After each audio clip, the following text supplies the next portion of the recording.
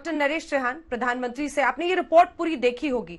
सवाल उस पॉलिटिक्स पर है जो हम देख रहे हैं, सेंटर वर्सेस स्टेट, शुरू से इस सेकेंड वेव में, और उसी की वजह से इतनी अफरा तफरी मची हुई है। प्रधानमंत्री के साथ जब बीते दिन आपकी बातचीत हुई तो क्या उनकी तरफ से कहा गया, आप लोगों ने क्या ठोस सुझाव दिए हैं ताकि परिस्थितियां थोड़ी बेहतर हो? डॉक्टर त्रेहान, सभी जो डॉक्टर थे वहां पे मीटिंग में, सबने यही उनको इन्फॉर्म किया कि क्या क्या दिक्कतें आ रही हैं फील्ड में, और उन्होंने बड़ी अच्छी तरह से सुना और बोला कि आप लोगों ने जो सुझाव दिए हैं उस पर मैं अभी सोच पे और उसका अमल करूंगा। और ये तो आपने देखा होगा कि ये भी बात कई लोगों ने कही कि भाई सारे ये जो टीकाकरण है इसको खोल दिया जाए, और वो उसके 1-2 घंटे बाद उन्होंने अनाउंसमेंट भी कर दी कि 18 साल से ऊपर सबको टीकाकरण मिल सकता है। तो ये उस मीटिंग का जो बात हुई वो ऑक्सीजन के ऊपर भी हुई। तो ऑक्सीजन के ऊपर भी अथॉरिटी बन गई कि भाई सारे कंट्री की जो ऑक्सीजन है उसको देखा जाए, कैसे कहाँ जरूरत है, और जरूर जहां हर पेशेंट्स को ऑक्सीजन पहुंचाई जाए। तो अब ये है कि देखो, इसमें पॉलिटिक्स तो मेरे को समझ नहीं आती, जो आपस में लोग करते हैं, पर ये टाइम है जो हम सबको इकट्ठे मिलके ये भयंकर बीमारी से जंग लड़नी है। और इसमें खींचातानी की जरूरत नहीं है। इसमें सिर्फ हम यही कह सकते हैं कि हम क्या कर सकते हैं हिंदुस्तान को इस महामारी से डिलीवर या बचाने के लिए।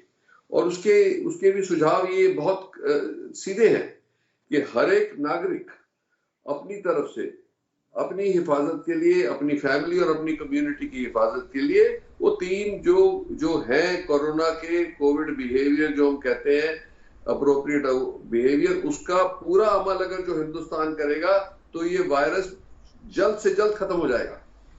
अब लापरवाही करेंगे और ये सोचते हैं कि मुझे तो लगेगा या नहीं लगेगा, मैं तो बहुत बहादुर हूं, ये सब गलतफहमियां दूर करनी है लोगों में। लोगों को ये गलतफहमी नहीं होनी चाहिए कि मैं बिल्कुल, मुझे नहीं लग सकता, या मुझे लग भी गया तो बहुत थोड़ा सा होगा। आप खुद भी तकलीफ में आओगे, अपनी फैमिली को भी तकलीफ में डालोगे। और ये जो नया वायरस आया है, ये मैं वार्न करना चाहता हूं, ये चेतावनी देना चाहता हूं सबको कि ये बहुत ही भयंकर है। ये सारी फैमिली को लपेट लेता है। पहले हम पिछली जो वेव आई थी उसमें हमने देखा था कि अगर जो एक फैमिली में 1-2 को होता था, बाकी बच जाते थे। इस बार हम देख रहे हैं कि सारे लपेट में आ रहे हैं। तो ये कई फैमिली में कोई बचा ही नहीं है जो एक दूसरे का ध्यान रख सके। ये बहुत भयंकर सिचुएशन है, इसमें पब्लिक का साथ बहुत जरूरी है। और पब्लिक को तो अपनी ख्याल ही रखना चाहिए, कितनी उनके ऊपर तकलीफ है, कितनी उन पे इकोनॉमिक कंडीशन पे प्रभाव पड़ेगा। तो ये तो मुझे समझ नहीं आ रहा कि लोग क्यों अभी भी लापरवाही कर रहे हैं। तो आप लोगों के माध्यम से, मीडिया के माध्यम से जितने भी एक्सपर्ट्स बोल रहे हैं वो सब एक ही बात बोल रहे हैं। प्राइम मिनिस्टर ने भी यही बात करी और हमने ये भी बोला कि और जोर से बोले, क्योंकि ये बहुत ही भयंकर वायरस है। इसलिए अब टीकाकरण हो गया, पब्लिक की एजुकेशन हो गई, पर नंबर्स इतने बढ़ गए हैं कि जितना हेल्थ केयर डिलीवरी सिस्टम है उसके ऊपर बहुत ज्यादा वजन पड़ गया है।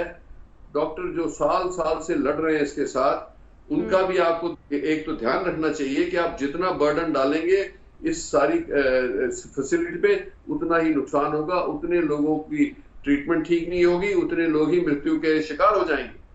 तो इसीलिए बहुत गंभीर सिचुएशन है। ऑक्सीजन का भी पूरा अरेंजमेंट जैसे हमने देखा है, आज भी देखा है कि जहां कमी हो रही है वहां पे भेज रहे हैं। हमारे को भी ऐसा आज ऑक्सीजन मिल गई।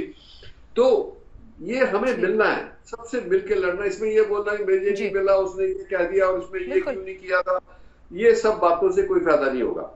अब सब भूल जाओ, भेदभाव भूल जाओ, पॉलिटिक्स भूल जाओ, और इकट्ठे मिलके पूरा जंग इकट्ठे लड़ते हैं। तो हमें उम्मीद है कि आने वाले 2-3 हफ्ते में जीत होगी, हिंदुस्तान जीतेगा।